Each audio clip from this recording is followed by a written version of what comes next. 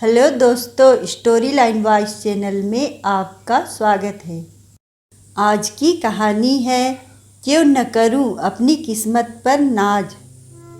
कावेरी ने तीसरी बार बेटी को जन्म दिया है।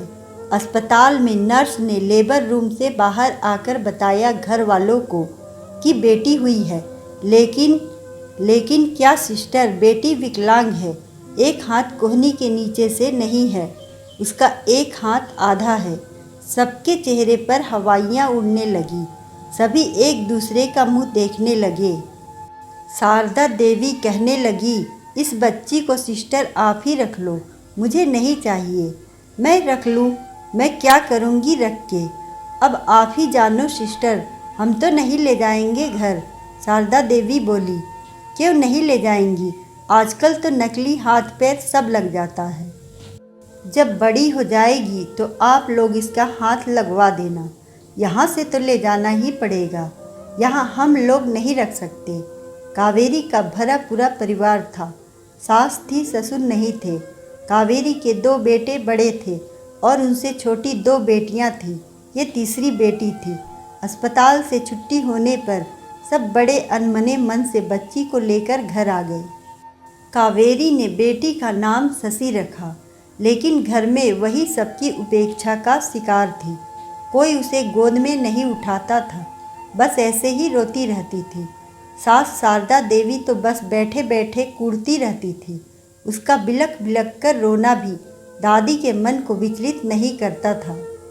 बस दिन भर कोसती कि न जाने कहाँ से ये बिना हाथ की बेटी पैदा हो गई, हमारे बेटा के जीवन में मुसीबत बनके। उपेक्षा का शिकार होते हुए भी जो भी उसके सामने से निकलता, शशि उसको देखकर मुस्कुरा देती। वो बिना भेदभाव के निश्चल बच्ची क्या जाने कि क्यों लोग उससे दूर भागते हैं। फिलहाल ऐसे ही शशि बड़ी होती रही।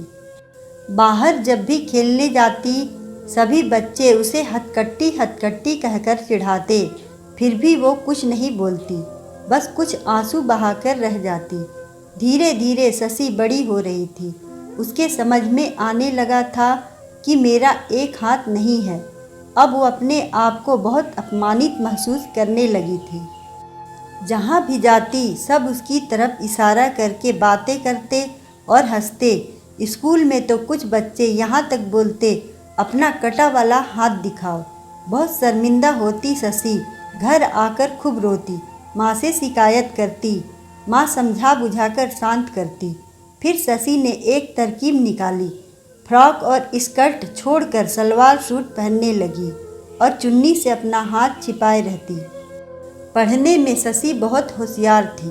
कहते हैं ना, भगवान यदि इंसान में एक कमी देता है तो अन्य दूसरी खूबियों से पूर्ण कर देता है। हाई स्कूल में अव्वल नंबर से पास किया शशि ने। एक हाथ न होते हुए भी वो हर काम बड़ी खूबी से निपटा देती थी। घर में माँ को छोड़कर भाई और बहनों एवं पिताजी के उपेक्षा का शिकार थी शशि। जवानी की दहलीज पर कदम रखते ही शशि का रूप सौंदर्य निखर कर आ गया था। अब तो शशि समझ गई थी कि मेरे जीवन का मकसद शादी ब्याह करके घर गृहस्थी बसाना नहीं है। कौन करेगा मुझसे शादी? इसलिए वो अपने मन को पढ़ाई लिखाई में लगाए रहती। इंटर की परीक्षा के बाद बैंक और अन्य प्रतियोगी परीक्षाओं की तैयारी में लग गई। इन सब के जब फॉर्म भरे जाते तो वो पिताजी से या बड़े भाई से पैसों की मांग करती, तो वो कहते, पहले हाथ आगे करके एक फ़ोटो खिंचवाओ और उसको फॉर्म में लगाओ तो तुम्हें विकलांग कोटे से छूट मिलेगी। ऐसे ज़बरदस्ती पैसा जाया करने से क्या फ़ायदा? ये सुनकर अंदर तक उसका मन घायल हो जाता था। माँ की भी लाचारी थी, उनके पास इतना पैसा नहीं होता था। कितनी चोट पहुँचती थी जब पिता और भाई कहते थे कि विकलांग कोटे से फॉर्म भरो। बैंक की तैयारियों में जुट गई थी शशि कि आगे किसी के आगे हाथ न फैलाना पड़े।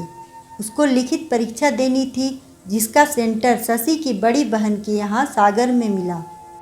शशि के जीजा जी भी बैंक में थे। शशि वहाँ गई पेपर देने।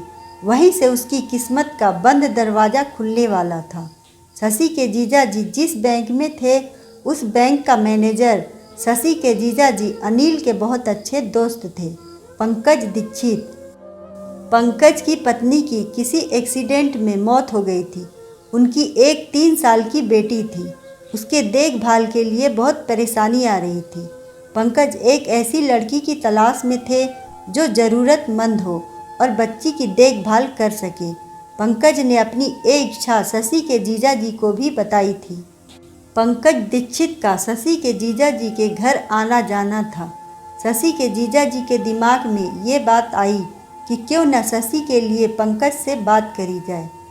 शाम को पंकज को खाने पर बुलाया गया और शशि और पंकज को आपस में मिलवाया गया। देखने सुनने में सुंदर तो थी ही शशि, पंकज को पसंद आ गई और वो शादी को तैयार हो गए। हालांकि पंकज के माता पिता तैयार नहीं हो रहे थे। जाति का मसला आगे आ रहा था।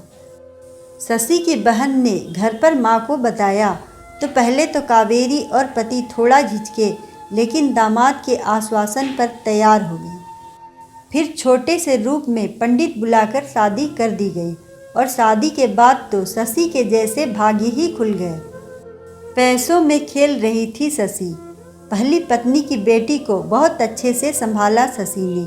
अपने अच्छे व्यवहार से पंकज के माता पिता का भी दिल जीत लिया। उसके बाद शशि ने एक बेटे को जन्म दिया। एक भरा पूरा परिवार हो गया। बेटी तो थी, एक बेटा और हो गया। आज बच्चे पढ़ लिख कर अच्छी नौकरी कर रहे हैं। बेटी परिधि की शादी हो गई है, वो पति के साथ अमेरिका में है और बेटा आशीष भी MBA करके अमेरिका में है। अब पंकज दीक्षित रिटायर हो गए और आजकल अमेरिका में बच्चों के पास हैं। एक खुशहाल परिवार है।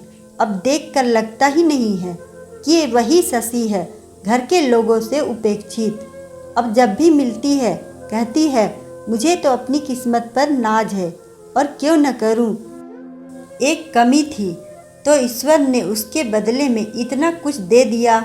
मैं तो अपनी किस्मत पर गर्व करती हूँ और उस ईश्वर का लाख लाख धन्यवाद करती हूँ। अगर आपको कहानी पसंद आए तो वीडियो को लाइक करें, चैनल को सब्सक्राइब करें और कमेंट में बताएं कि आपको कहानी कैसी लगी। धन्यवाद।